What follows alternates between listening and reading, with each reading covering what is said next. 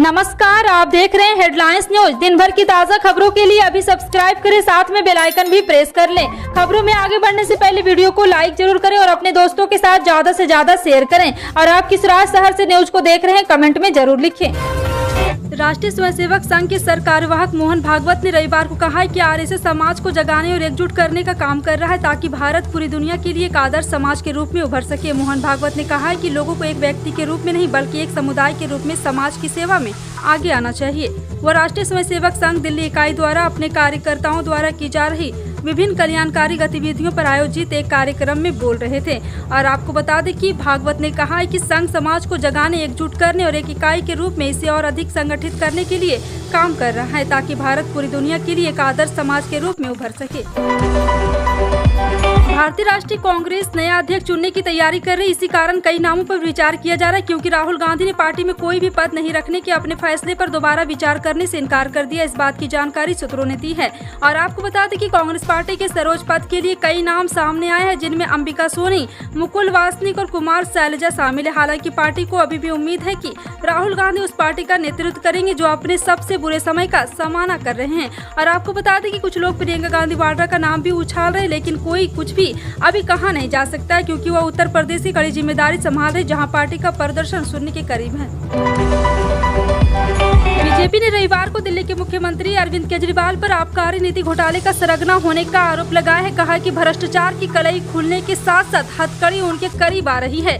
BJP के राष्ट्रीय प्रवक्ता गौरव भाटिया ने दिल्ली में एक संवाददाता सम्मेलन में आरोप लगाया कि जब कोविड-19 प्रभावित लोगों को मदद की जरूरत थी तब केजरीवाल भ्रष्टाचार में विलिप्त थे। उन्होंने कहा कि आबकारी नीति घोटाले की जड़ें भ्रष्ट केजरीवाल को दरवाजे तक जाती है। कोई भी कानून से ऊपर नहीं और किसी भी भ्रष्ट व्यक्ति को बख्शा नहीं जाएगा। संवाददाता सम्मेलन को संबोधित करते हुए बीजेपी के दिल्ली इकाई के अध्यक्ष आदेश गुप्ता ने कहा, दिल्ली की आबकारी नीति भ्रष्ट साबित हुई है। अरविंद केजरीवाल इस पूरे घोटाले का सरगना है।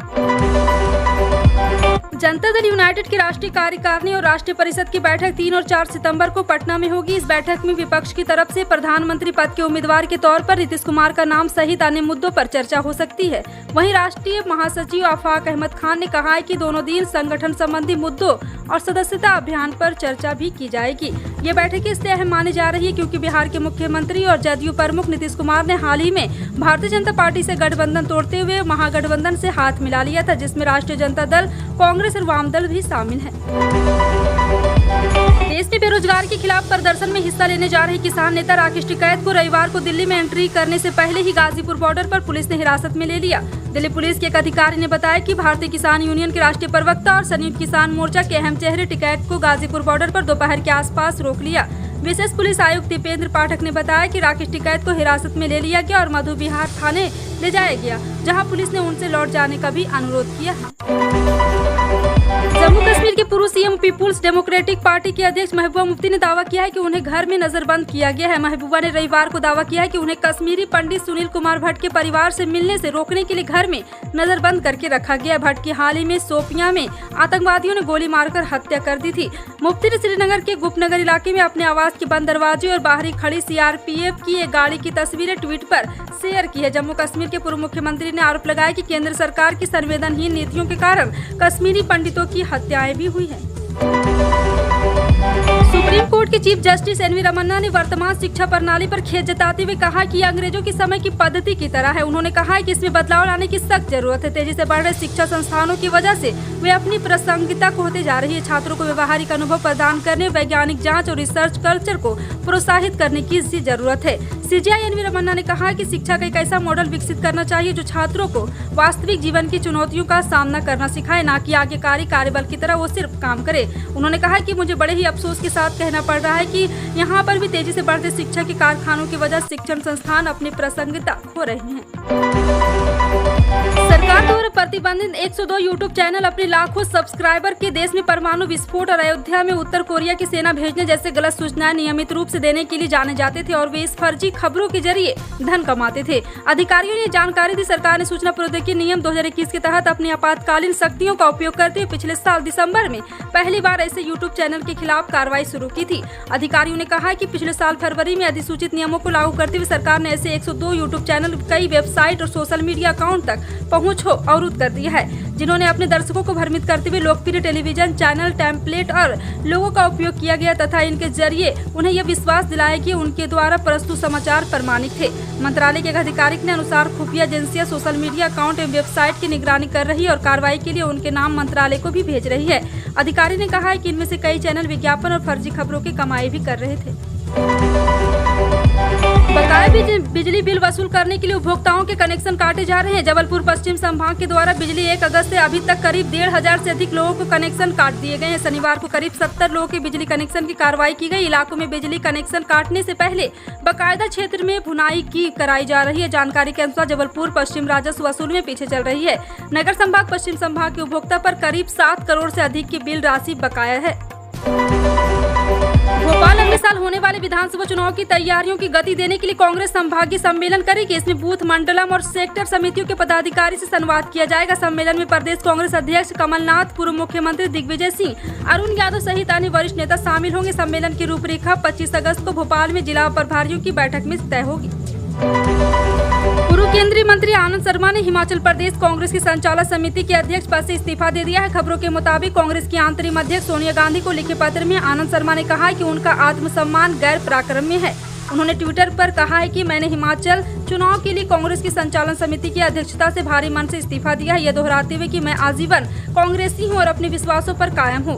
शर्मा ने आगे कहा कि मेरे खून में चलने वाली कांग्रेस की विचारधारा के लिए प्रतिबद्ध हूं, इसमें कोई संदेह नहीं। हालांकि एक स्वाभिमानी व्यक्ति के रूप में निरंतर बहिष्कार और अपमान को देखते हुए मेरे पास कोई विकल्प नहीं था।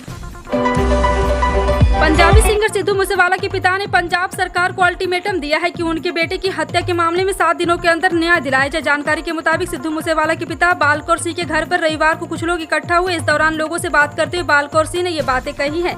बालकौर सिंह का कहना है कि अगर 1 हफ्ते के अंदर बेटी की हत्या मामले में अन्याय नहीं मिला तो या फिर भी मैं सड़कों पर उतरूंगा और अपना विरोध दर्ज कराऊंगा। बालकौर सिंह ने लोगों से सिद्धू मूसेवाला के फैन से भी दिवंगत बेटे के लिए शीघ्र न्याय की मांग को लेकर कैंडल मार्च निकालने की भी अपील की है।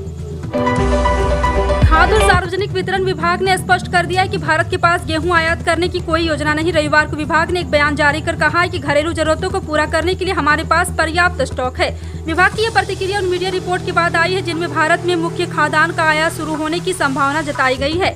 विभाग ने ट्विटर पर खबर का जवाब देते हुए कहा कि भारत में गेहूं आयात करने की ऐसी कोई योजना नहीं है। देश में हमारी घरेलू जरूरतों को पूरा करने के लिए पर्याप्त स्टॉक है। FCI के पास सार्वजनिक वितरण के लिए पर्याप्त भी स्टॉक है। झारखंड में सरकारी अस्पतालों में काम करने वाले डॉक्टरों के संबंध में एक बड़ा फैसला लिया गया है। फैसले के मुताबिक सरकारी डॉक्टर अब अपने ड्यूटी के घंटों के बाद निजी प्रैक्टिस भी कर सकेंगे। इसके लिए दिन निर्देश यानी कि SOP भी जारी कर दिया गया है। यह फैसला स्वास्थ्य मंत्री की अध्यक्षता में अपर मुख्य सचिव की मौजूदगी में IMA एवं झांसा के प्रतिनिधि मंडल के साथ त्रिपक्षीय समीक्षात्मक बैठक के दौरान लिया गया। इस दौरान चिकित्सा क्षेत्र से जुड़े कई और अहम फैसले भी लिए गए हैं। पंजाब की आम आदमी पार्टी सरकार ने सुप्रीम कोर्ट समुदाय के लोगों के लिए रविवार को एक बड़ा ऐलान किया है, जिसके तहत एडवोकेट जनरल कार्यालय में 58 पद दलित समुदाय के योग्य उम्मीदवारों के लिए आरक्षित करने की घोषणा की गई है। इसके साथ ही AG कार्यालय में आरक्षण लागू करने वाला पंजाब पहला राज्य बन गया है। पंजाब सरकार ने इसके लिए 58 अतिरिक्त पद जारी भी कर दिया है। आपको बता दें कि मुख्यमंत्री भगवंत मान ने जानकारी देते हुए ट्वीट किया है कि आज एक और खुशखबरी मैं आपके साथ साझा कर रहा हूं। हमने पंजाब AG कार्यालय में SC समुदाय के लिए 58 अतिरिक्त पद जारी किए हैं। भर्ती पूरी पारदर्शिता के साथ और बिना सिफारिश की जाएगी। हमारी सरकार पंक्ति में खड़े आखिरी व्यक्ति तक सुविधा और सम्मान पहुंचाने के लिए काम कर रही है।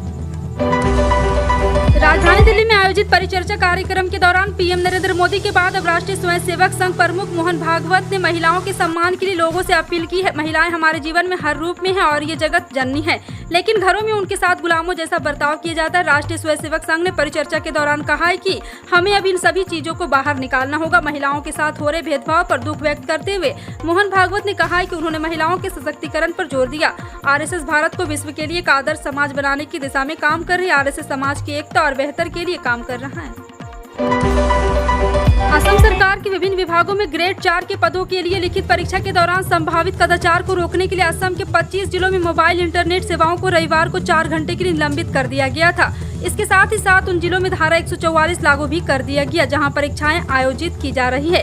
21 और 28 अगस्त तक 11 सितंबर को होने वाली परीक्षाओं में ग्रेड 3 और ग्रेड 4 के लगभग 20,000 पदों के लिए 14.30 लाख से अधिक उम्मीदवारों के नाम शामिल हो रहे हैं। ग्रेड 4 की परीक्षाएं रविवार को 2 पालियों में हुई, जबकि ग्रेड 3 की पदों के लिए अन्य 2 तिथियों पर परीक्षाएं आयोजित की जाएगी। सभी परीक्षाएं माध्यमिक शिक्षा बोर्ड असम द्वारा आयोजित की जा रही है। इन सभी खबरों पर क्या कहना है कमेंट सेक्शन में टाइप करके जरूर बताएं। इसी तरह की पल पल की अपडेट जानने के लिए जुड़े रहें आप अपने हेडलाइंस न्यूज के साथ। मिलते हैं अगली बड़ी खबर में, तब तक के लिए जय हिंद।